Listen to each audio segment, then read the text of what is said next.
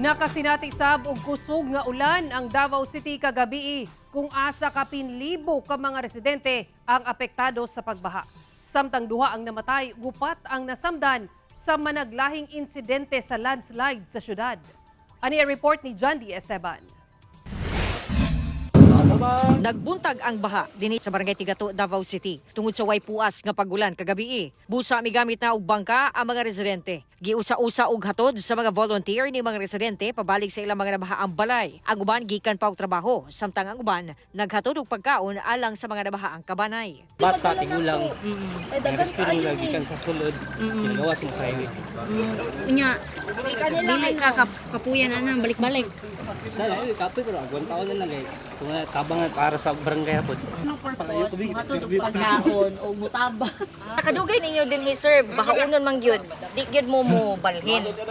Dili kay yan naman yun. Ha? Dili kaya muwa naman na diya. Wala mo ilaing kabalhinan. Wala. Sir. Balay? Uli? Limpyo. Maglimpyo ka? Taas pa matubig. Kailang, hinahinira. Ang uban nga duha ka anda na ang balay wala na miadto sa evacuation. Mga ato sa vacation? Ali ara mo? Sir, dili mo atong evacuation? Kay? Namay ka nga sa control. Second floor na lang mo. Rasyon na, sir? Rasyon na gikan sa umukuha kay rescue. Okay ra ka diya, Nay? Okay ra ka diya? Ikaw, Jote Bay. Upat mo diya? Pagkaon ninyo? Wala pa?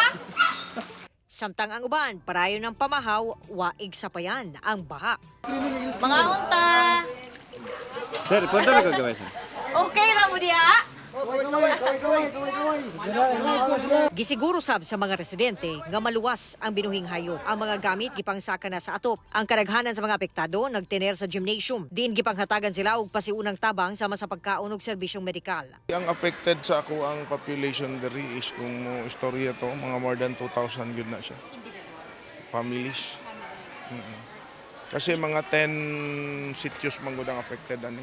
Sa inisyal nga ihap sa otoridad, miabot sa 252 ka magbanay o 1,029 ka individual ang apektado sa unom ka barangay sa syudad. Nga mao ang Barangay Tigato, Bunawan Proper, Bago Aplaya, Bago Galiera, Maa ug Matina Crossing. Samtang dinhi sa Purok 5 sa Barangay Tigato namatay ang 44 anyos nga si Ernesto Pasinio. Human matabunan sa Midahiling Yuta. Ang igagaw ni ini nga si Jurami nakaluwas, human matabunan ang mga paa. Suma pa niya nga nag-inom sila sa sala nga bahin sa balay sa ilahang barkada nga nagsuulog sa iyang adlaw na tawhan anang tungura dihang kalit naglandslide. Tuyok ang iyang bangko, nitindog pa to siya. Pag tindog niya, nalagpot man ko. Paglagpot ako, napilit ko dito sa bungbong. Itong pare na ko, nalagpot pa, wala ko kabantay, kay nawadon po panimuot.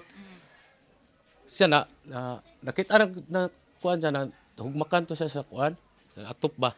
Kung ani nila, bungtod na, tungod sa pag-ulan-ulan, midahili ang yuta, paingon dinhi sa ilahanggi stambayan nga balay. Sa karon gibawalan una ang mga residente nga mobalik sa maong lugar samtang wala pa na siguro nga luwas kining puy-an ug balik.